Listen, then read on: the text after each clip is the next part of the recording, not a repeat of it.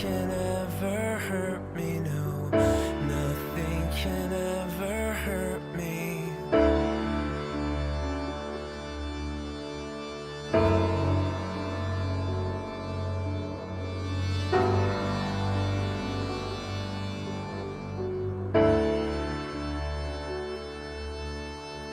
Armed with the power of thy name, nothing can ever hurt me, no. Nothing can ever hurt me. Armed with the power of thy name, nothing can ever hurt me, no. Nothing can ever, and with thy love in my heart,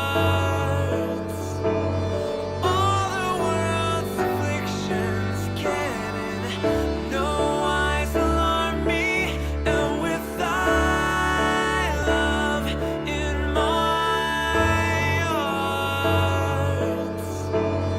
all the world's afflictions can in no wise alarm me. And with thy love in my heart, in my heart, in my heart,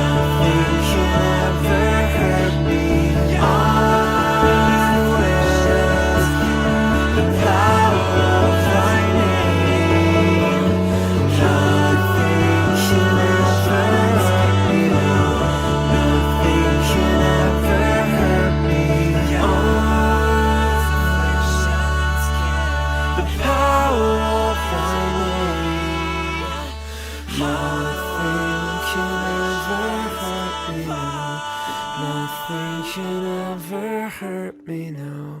Nothing can ever hurt me, no. Nothing can ever hurt me.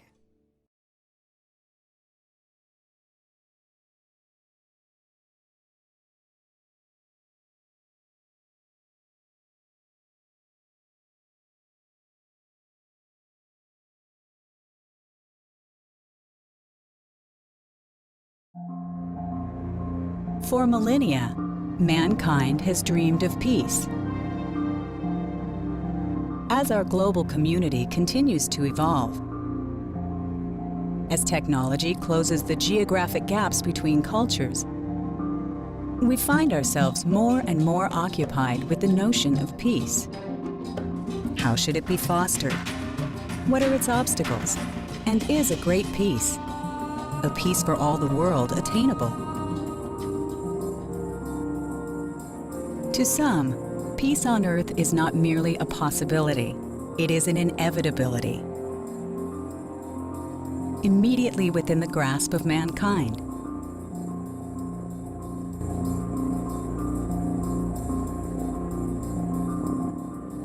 People from all regions of the globe who have united under one banner, the Baha'i faith. The ultimate goal of the faith, the mission of this religion, is to bring about the unification of mankind, to unite the world as one common species. You don't go to the Baha'i Center one day a week and then that's it, and then you just live the rest of your other life. You know, there's no such thing. Baha'is think about the most great peace every day because this is really the time for unification. Today, the teachings are for the entire planet. Because of technology, we can now actually see that occur. We have the possibility of uniting the entire planet under these universal teachings. This is what we're working towards.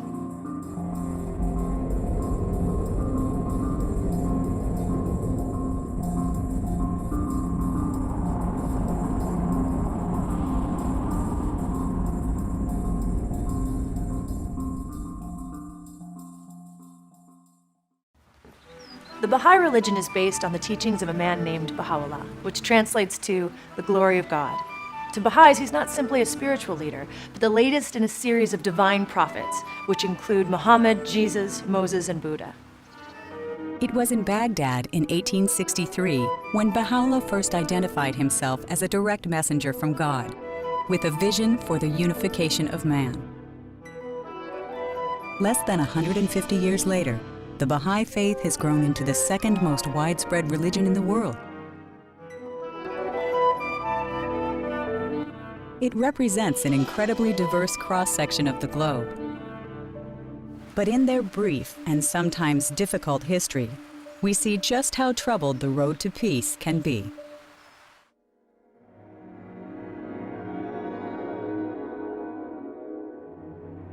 The story of the Baha'i faith begins with a religious group known as the Babis. The Babis developed out of a Shiite Muslim belief in the Bab, or gate, a leader who would signal the impending arrival of the next divine savior. In 1844, a man named Ali Muhammad openly declared himself to be the Bab. Soon, surrounding Muslims were accepting the teachings of the Bab, and they became known as Babis. Their growth worried the Muslim leadership in Persia, and they worked to silence the Bab and his followers. The Bab was arrested and placed in a secluded prison to keep him isolated from the population. Despite his incarceration, the Babi population grew to nearly 100,000 in the late 1840s. In his writings, the Bab began to lay a groundwork for the Baha'i faith that was to follow. He said that God communicated to mankind through a series of divine messengers, beginning with Adam and continuing through Abraham, Moses, Buddha, Jesus, and Muhammad. He stated that another messenger, he whom God shall make manifest, would follow after him. In his writings, the Bab also described how this religion would eventually supersede Islam, and this was viewed by the Shah as blasphemy against the Islamic faith. The government attempted to stamp out the Babis, and thousands of them were killed by the Persian army and fanatical mobs. In 1850, the Bab was executed by the Shah. Their hope was that the Babi movement would collapse without him.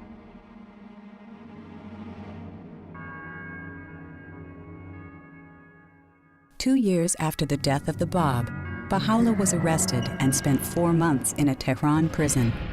He was a member of a wealthy Persian family and a leader of the Babi faith. His own writings vividly describe the experience of his imprisonment. During the days I lay in the prison of Tehran, though the galling weight of the chains and the stench-filled air allowed me but little sleep, still in those infrequent moments of slumber, I felt as if something flowed from the crown of my head over my breast, even as a mighty torrent that precipitated itself upon the earth from the summit of a lofty mountain.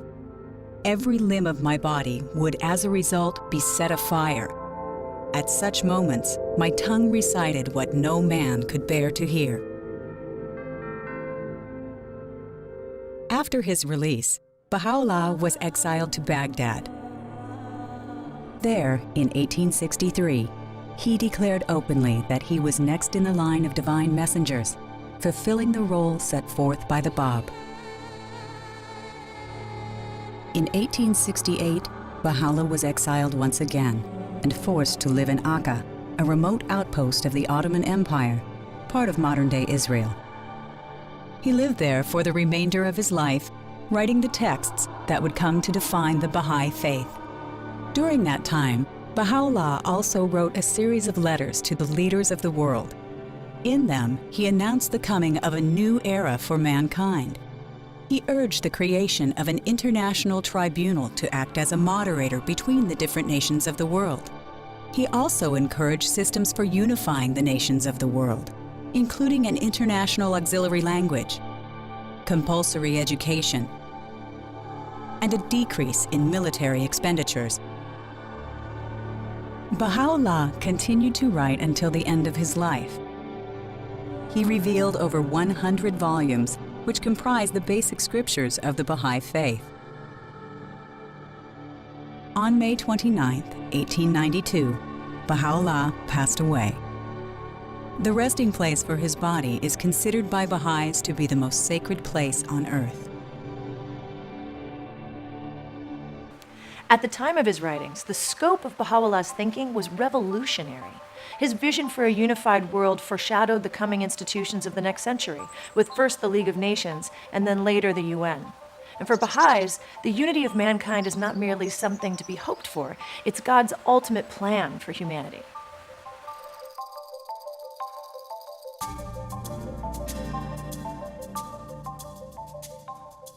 Everything that is necessary physically, technologically, is here to establish world unity and do away with wars, do away with hatred, prejudice. You know, these are actually principles that people really do want. You know, I've never met anyone that said that they didn't want peace or that they didn't want unity achieved. Mankind will make this happen. We are guaranteed that world peace will come about. In fact, Baha'u'llah promises something more than our current image of world peace. He promises the most great peace, where not only do we cease war, but the full range of human potentials will be discovered during these 1,000 years. We'll begin a new era of understanding and of human development, the like of which we have never seen before. The Baha'is see this transition to world unity as inevitable, and this surety plays an important role in Baha'i life. Their methods are for encouraging world peace, hoping to improve the world around them until the day when unity finally arrives. To say something is inevitable does not mean it's easy, or that it would just come about automatically. Just like when a child is growing, it's inevitable that they're going to get bigger and their skills are going to increase. But that doesn't mean it's easy going from a teenager to an adult. One of the common notions that's unfortunately has prevailed in the world is that many people believe that war is necessary and will always be with us, that humanity is fundamentally warlike. The Baha'i faith teaches that is not true, that humanity fundamentally in their makeup are peace-loving. The society as a whole we see as going from adolescence, which is a very turbulent period where you're trying to find yourself, to as a society going from that adolescent stage to an adult stage, more mature. That transition from teenage to adult years for an individual is very difficult, and so is the society as a whole going from one stage to another. But it's still inevitable, provided you survive it, that a teenager will become an adult. Of course, the world today is still full of strife and conflict. Racial and religious tensions still persist, and the vast separation between rich and poor remains an isolating factor in every part of the globe. So the question has to be, what is the alternative? Is there a better way for human beings to interrelate? Or will the next century be as full of conflict as the last? We live in a fundamentally divided society. The Baha'is believe that world unity will be achieved through a breaking down of those divisions on every possible level. To encourage this, Baha'is practice the teachings of unity given to them by Baha'u'llah. These teachings are often boiled down to 12 principles, which guide every Baha'i in their work. Oneness of God, oneness of mankind, oneness of religion, the individual search for truth, religion as the basis for unity, the essential harmony of science and religion, equality of men and women, elimination of the extremes of wealth and poverty, a universal compulsory education, a spiritual solution to economic problems, a universal auxiliary language, and a world peace upheld by a world government. Of course, no one could possibly tackle all of these issues in one lifetime. These are principles and a set of goals with which Baha'is focus themselves and their actions.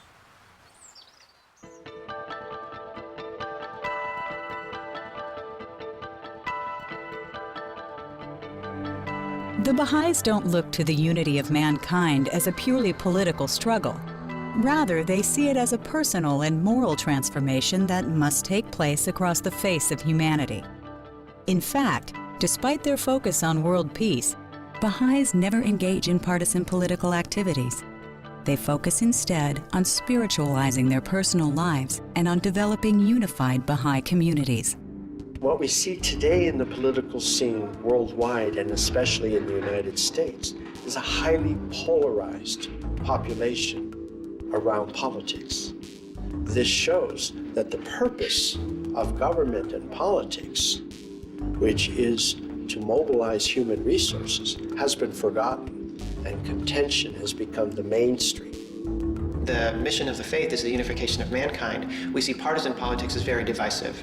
So we are actually forbidden as Baha'is to run for partisan office or to participate in partisan politics. Baha'u'llah has brought a way in which decisions can be arrived that benefit all people, not just a certain segment, while others have to suffer. In their message of peace, they call the Baha'i community a single social organism representative of the diversity of the human family. It is offered to the world as a model for study, an example of how individuals from around the globe can come together in peaceful coexistence. The Universal House of Justice is the supreme ruling body of the faith and the heart of the Baha'i World Center in Haifa, Israel. The House oversees both the spiritual and administrative aspects of the Baha'i faith. Even on the international scale, the House operates much as the local spiritual assemblies do, with 9 members collectively deciding on the issues of the faith. From the World Center, the Baha'is maintain their visibility in the world community. In international organizations like the United Nations, Baha'is believe that the seed of mankind's potential is beginning to form. The Baha'i international community has non-governmental consultative status with the UN's Economic and Social Council, and they promote unity through an improved presence of the United Nations worldwide. They encourage world leaders to view peace as the next stage in the evolution of this planet. They also support over 300 global development projects a year. Baha'i pioneers foster the building of community in all corners of the globe. For many, this work is one of the clearest ways to express their faith. The Baha'is are helping in all aspects, not just in the community building, but also through their efforts at the United Nations to help educate the world on the new principles that have been brought by Baha'u'llah. And we're very involved in something like the United Nations because the United Nations is about a coming together of the different nations and the different nations working in collaboration, which is very much in keeping with the principle of the unification of mankind. The difficult question then becomes, what steps can Baha'is take at home in their everyday lives to encourage peace? Is there a time and a place for it among the hustle and bustle of modern society? And will the message be accepted by those around them?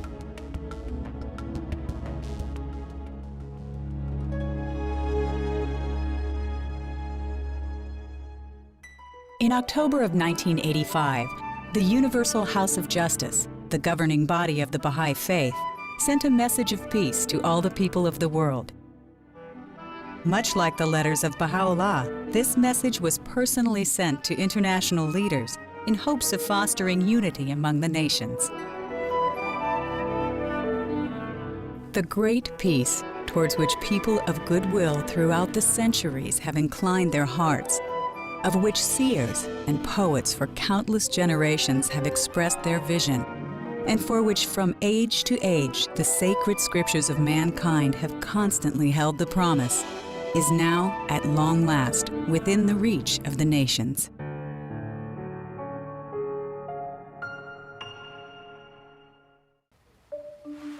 This message was titled "The Promise of World Peace," and it argued that peace was just within our grasp, the next stage in the evolution of this planet. But it warned that no serious attempt to achieve world peace can ignore religion. They believe that world order can be founded only on a spiritual belief in the oneness of humanity. Baha'u'llah called this belief the first fundamental prerequisite for the reorganization of the world as one country, the home of humankind.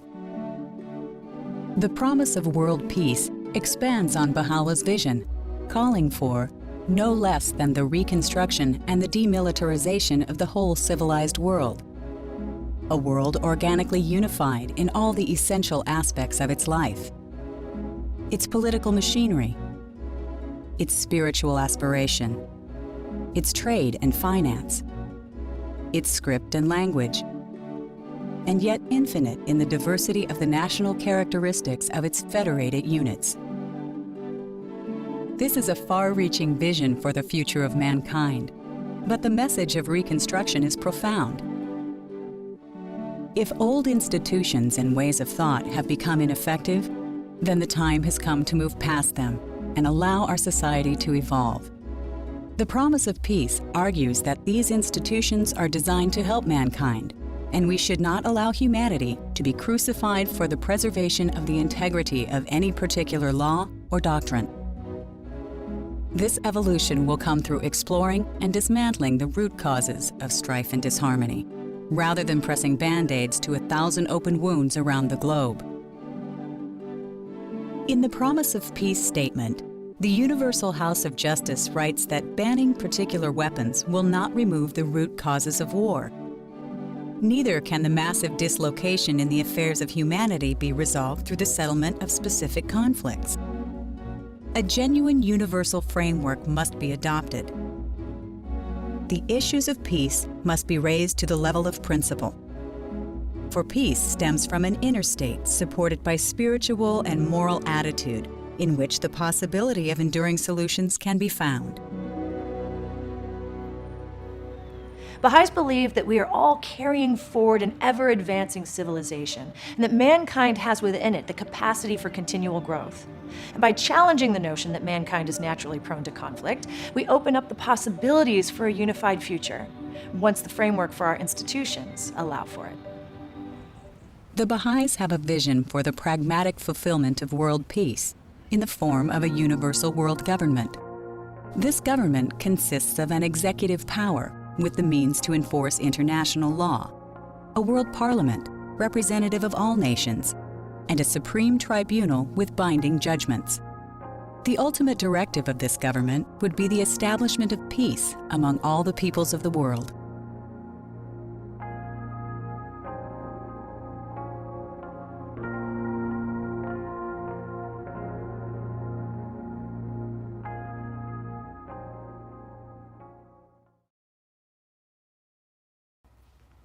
For Baha'is, this is more than a pragmatic political arrangement.